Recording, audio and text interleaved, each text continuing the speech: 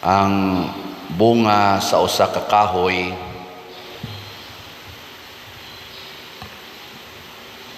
sobra gid na sa iyang gikinahanglan. Nanglitan aw gani kanang bunga wa man kinahanglan na sa kahoy. Nanglitan ang mangga kun mamunga siya dili na niya unayon og kaon ang iyang bunga. No? Ang saging sad kun mamunga dili sad maoy iyang kanon og unayon niya kaon ang iyang bunga.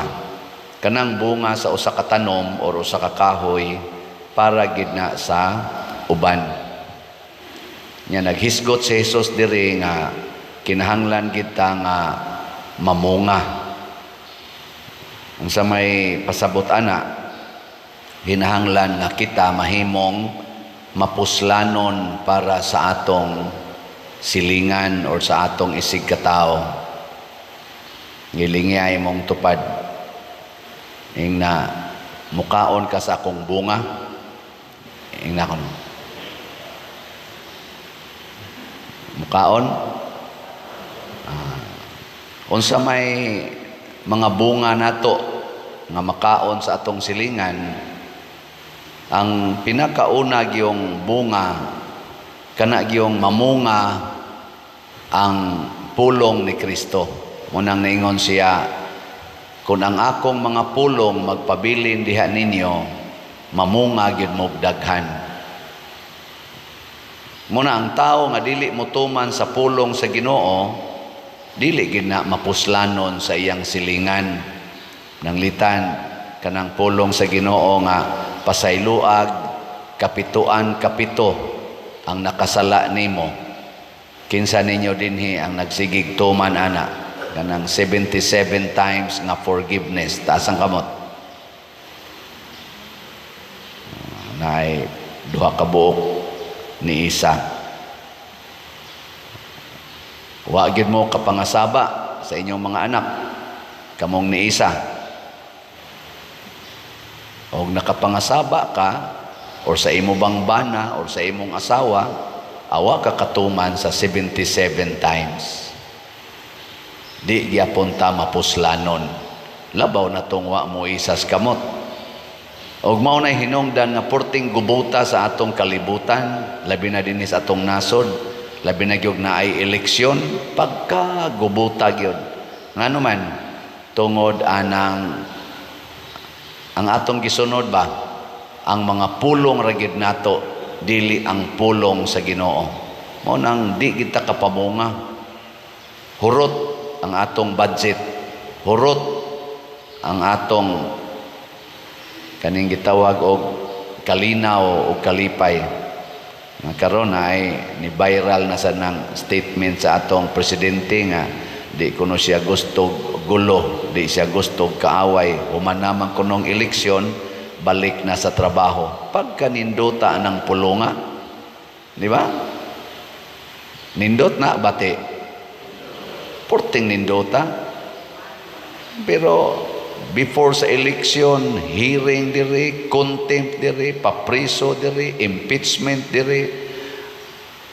Unsaon man ana pagkalinaw nga napriso pa mang imong gipapriso nga illegal ra ba kuno kaayo tong pagkaprisoha, gida pagyud ngadto sa ICC na pagyud roy impeachment nga ipadayon i-question na sad padayonon ba ning impeachment or dili, pero padayonon gyud kuno. Pero ingon oy human naman tong unsa to 19th Congress karon 20th Congress naman nganong mo padayon pamantas impeachment. Mga inana ba gubot lang gyapon, impeachment lang gyapon gyud ahona. Unsa man pagkakuan ana pagkalinaw sudlan gani natog pamulitika or kanibang personal interest, mao man na ang ilang understanding nato anang politika, pamulitika, personal ba agenda, among partido, among political party ang akong i-promote, dili ang kaning nasudnong interest, kung dili personal interest.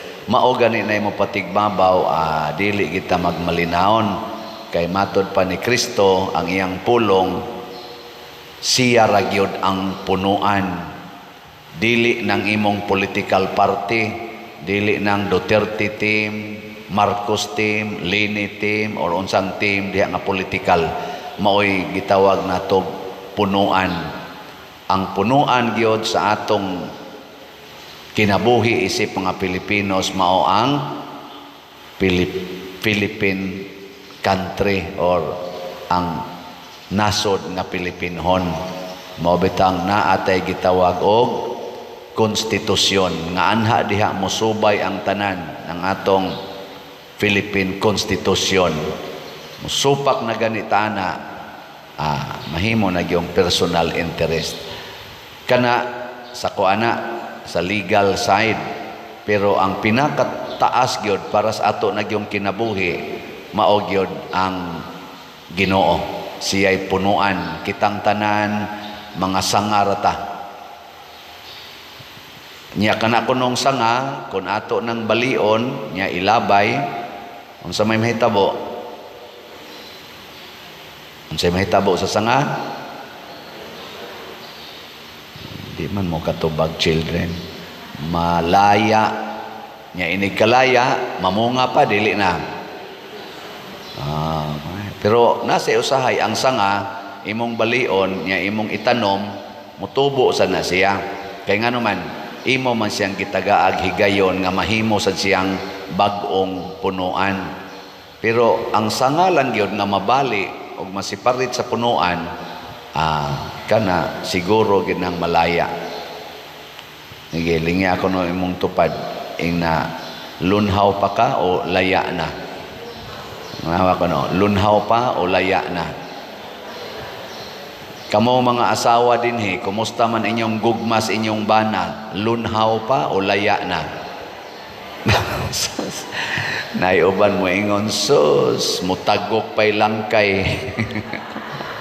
Uga na kaayog tinagdan. Mga bana, kumusta man inyong gugmas inyong asawa? Lunhaw pa o laya na? Way tingog sana. Ang inyong gugmas sa inyong parish priest, ang saman, lunhaw pa, laya na. Umagi mong palit lahat. Ang timailhan, nga lunhaw pa, pasabot, palit yung slat. Kumusta mang gugmas inyong parish priest, padong ninyo, lunhaw pa, laya na. Sagit kayo mo'y ayo. Kumusta ka ang gugma sa Team Marcos, padong Pilipinas, lunhaw o laya? Kumusta ka ang gugma sa Team Duterte, labi na gyud mga napili sa Paras Pilipinas, lunhaw pa, laya na. Mao na ato nang i-check kay nalaya na gani pasabot nagsunod na lang ta sa pulong sa tao dili na sa pulong sa Ginoo. Mao na diri sa atong unang pagbasa naglalis na ang mga magtotoo. Unsa man ipatuli o dili ipatuli ang mga magtotoo. Ang mga Hudiyo kay superior man sila kay sila man mo'y naguna, ipatuli gyud kay mo na imong practice.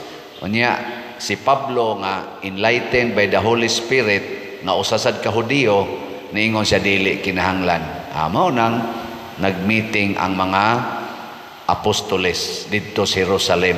Mo nang nibalik sila sa punuan. Mo makalalis-lalis ganita, magkasumpaki ng atong baruganan, mubalik kita sa Ginoo. Nya sa atong kaso kitang mga Katoliko, mubalik kita sa atong kanang gitawag na to doktrina, labi na gyud sa atong credo or kaning profession of faith nato. Anha ta diha mubalik kay mao man ang punuan sa atong pagtuo.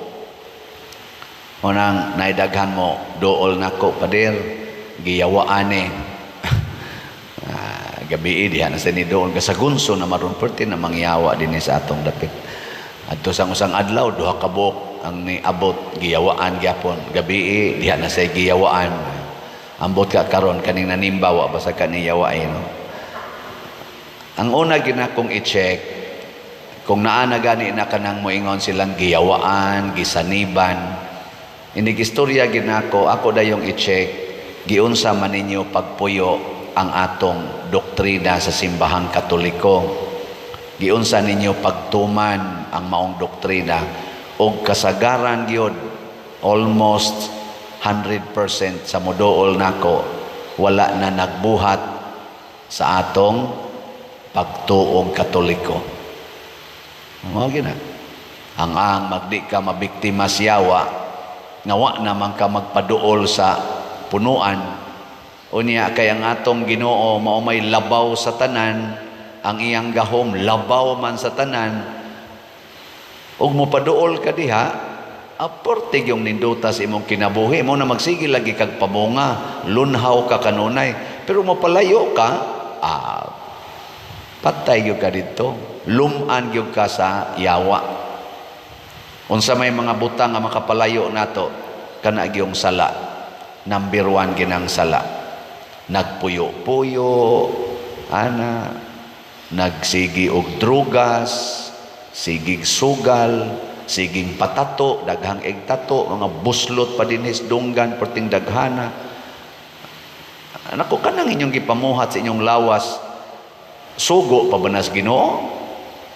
Nya inig ka abot nang magdepresyon na, atakiho na sa mga yawanong panghunahuna, makakita nag mga pananawon, makadungog ng mga tingog, di nakabaong mulakaw, aari dayog simbahan kay magpahiling, kupot dayog rosaryuhan. Ako kanang imong pagsigig rosaryo, mahog sa nagtuo-tuo, kay ang imong gihunahuna, mawagtang man ang imong gibati.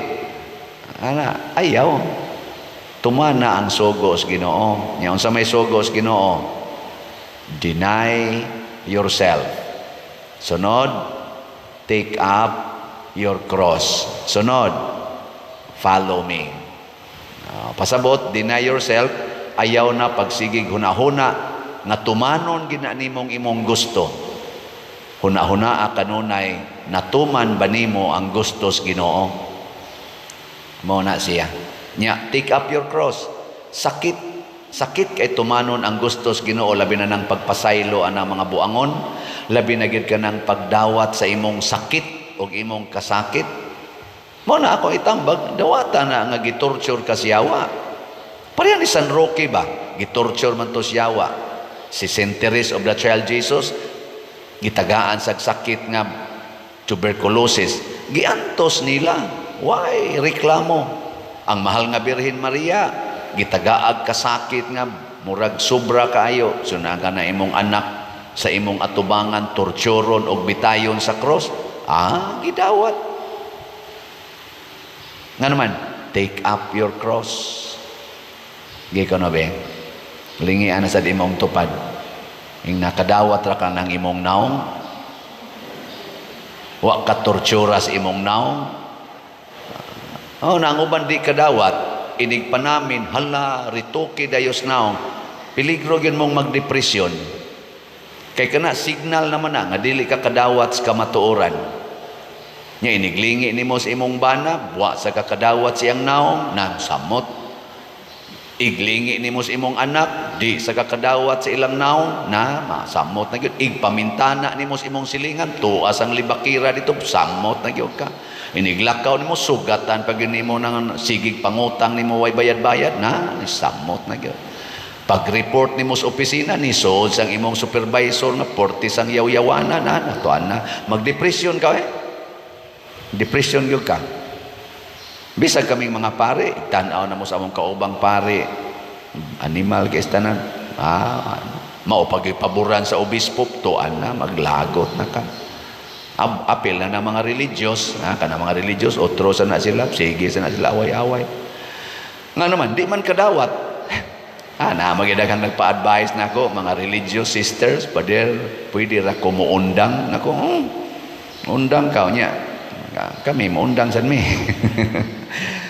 Nako, oy, pamalandongi sa na sister.